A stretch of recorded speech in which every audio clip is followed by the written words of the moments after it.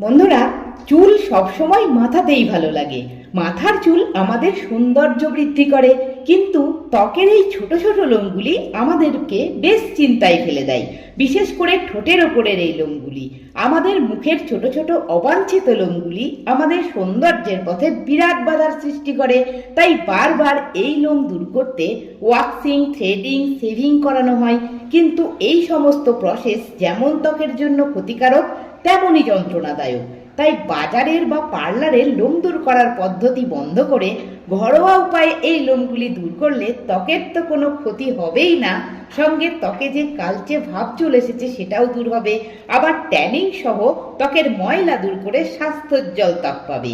তবে এই রেমেডি অনেকেই ব্যবহার করে ভীষণ উপকার পেয়েছে, তাই ভিডিওটি আজ তোমাদের জন্য শেয়ার করছি। তবে রেমেডিটি কিভাবে বানিয়ে ব্যবহার করলে সঠিক রেজাল্টটা পাবে জানতে হলে ভিডিওটি সম্পূর্ণ দেখতে থাকো। হ্যালো বন্ধুরা, চলো তাহলে আর একদম দেরি না করে রেমেডিটি কিভাবে তৈরি করবে আর কিভাবে ব্যবহার করলে সঠিক উপকার পাবে সেটি দেখে নাও। মুখের অবাঞ্ছিত লোম বা ফেসিয়াল হেয়ারগুলি দূর করার জন্য আজকের যে রেমেডিটি বানাবো তার জন্য বিশেষ কিচ্ছু লাগবে না, শুধু আমাদের রান্নাঘরে থাকা বিশেষ কিছু উপকরণ দিয়েই এটা তৈরি হয়ে যাবে। তার জন্য প্রথমেই একটা মিডিয়াম সাইজের আলু খোসা ছাড়িয়ে ভালো করে ধুয়ে গ্রেট করে তার থেকে 2 চামচ আলুর রস নিয়ে নাও। আলুর রসের মধ্যে থাকা ন্যাচারাল ব্লিচিং এজেন্ট ও ক্যাটেকোলেজ এনজাইম মুখের লোম দূর করার সঙ্গে সঙ্গে ত্বকের কালচে দাগ, ছোপ, ট্যানিং দূর করে দেয়, স্কিন টোন ব্রাইট এবং টাইট রাখে। একই সঙ্গে অ্যাড করে দাও 2 চামচ লেবুর রস। লেবুর রসে থাকা সাইট্রিক অ্যাসিড, ভিটামিন সি এবং ন্যাচারাল ব্লিচিং এজেন্ট এটিও ত্বকের কালচে দাগ, ছোপ, ট্যানিং, ডেড স্কিনের সঙ্গে ছোট ছোট লোমগুলি দূর করতে সাহায্য করে। এবার দুটি রস ভালো করে মিশিয়ে নিয়ে 15 মিনিট এটাকে ঢাকা দিয়ে রেখে দাও।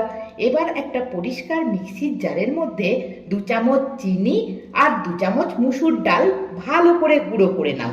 তারপর এটাকে ছেঁকে নাও, ছেঁকে পাউডার বানিয়ে নাও। চিনি এই রেমেডির আঠালো চটচটে ভাব বাড়িয়ে লোমের গোড়ায় জমে বসবে।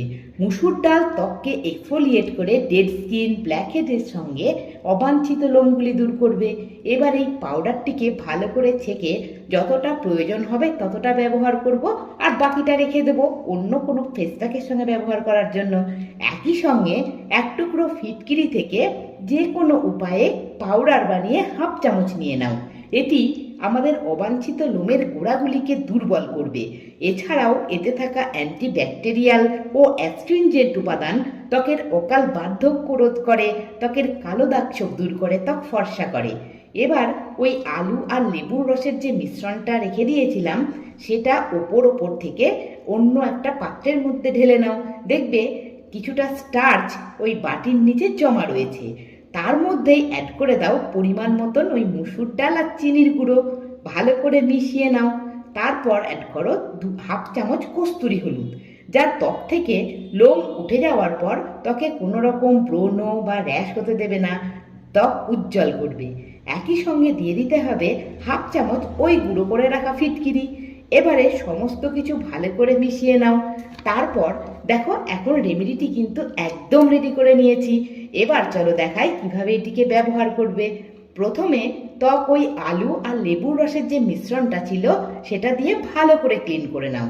তারপর সম্পূর্ণ ত্বকটা শুকিয়ে গেলে এই রেমেডিটিকে খুব ভালো করে মুখের লোমের ওপরে মোটা লেয়ারে লাগিয়ে নাও।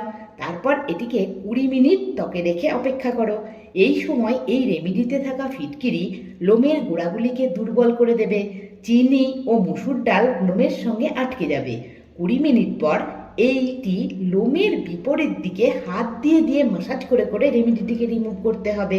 কোনো রকম জল না দিয়ে আগে এইভাবে সমস্ত রেমেডিটিকে রিমুভ করলেই দেখবে মুখে থাকা ছোট ছোট লোমগুলি রেমেডিতে আটকিয়ে গোড়ার থেকে উঠে আসবে। তবে দেখো এইগুলি তো হোম রেমেডি, ত্বকের কোনো ক্ষতি করবে না।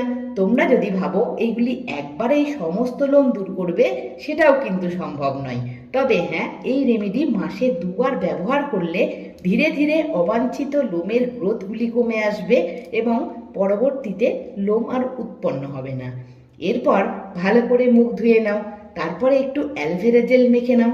আশা করছি আজকের ভিডিওটি তোমাদের ভীষণ কাজে লাগবে। ভিডিও ভালো লেগে থাকলে ভিডিওর মধ্যে ছোট্ট একটা লাইক করো। তোমাদের যা কিছু সমস্যা বা জানার আছে কমেন্টে জানিও। তবে এখনো আমার অনেক বন্ধু ভিডিও দেখেছো কিন্তু চ্যানেলটিকে ফলো বা সাবস্ক্রাইব করোনি। তোমাদের কাছে অনুরোধ, চ্যানেলটিকে ফলো বা সাবস্ক্রাইব করে সঙ্গে থেকো। আবার দেখা হবে, ভালো থেকো, টাটা।